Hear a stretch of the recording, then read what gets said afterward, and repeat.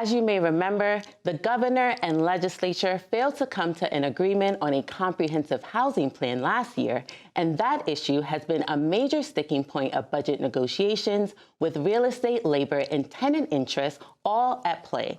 Now, all eyes are on the governor and Democratic leaders to see if the issue will be addressed in the enacted budget.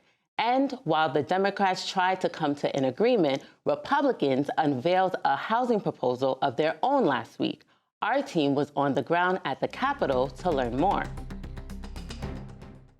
At a press conference led by State Senate Minority Leader Rob Ortt, Republican legislators blasted Democrats for their approach to the state's housing crisis.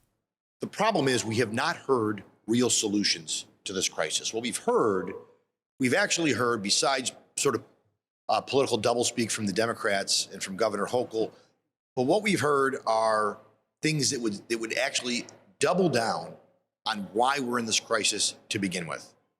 Amid ongoing budget negotiations, Democrats and the legislature have continued to affirm their position on the need for tenant protections.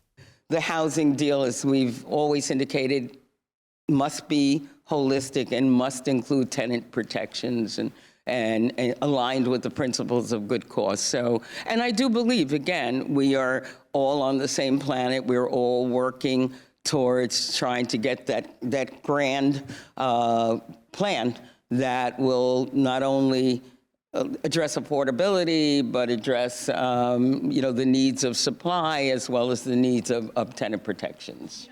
On the other side of the aisle, Republicans argued focusing on tenant protections would only worsen the state's housing crisis. They have a different mindset that they're trying to push with good cause eviction, tenancy for life. It would absolutely collapse the rental market in the state of New York. This proposal is a real answer and a real solution. The Republican proposal included plans to make squatting a crime, create a first-time homebuyer tax credit, provide means testing for rent-regulated housing, and more. Republican State Senator Pam Helming, a ranking member of the Senate Housing Committee, told reporters the conference is urging Democrats to work in a bipartisan way to help fix the state's housing crisis, while also asserting the Republican proposal would be a step in the right direction. When you look at good cause eviction, I think we have to ask ourselves, how many new housing units is that going to bring to the table? That's why we have the alternative plan that, again, will create more opportunity for tenants, more opportunities for property owners, more opportunities for people to be successful in finding housing that's more affordable. On a tax incentive program, Democrats in the Senate said they were open to further discussion on extending the 421A program in their one-house budget proposal, and Republicans seemed to agree.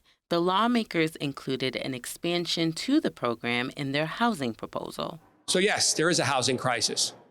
And while we work on that crisis and while we work with developers to build the housing that is necessary to get out of that crisis, something that is going to take years, even if we were to put a shovel in the ground today.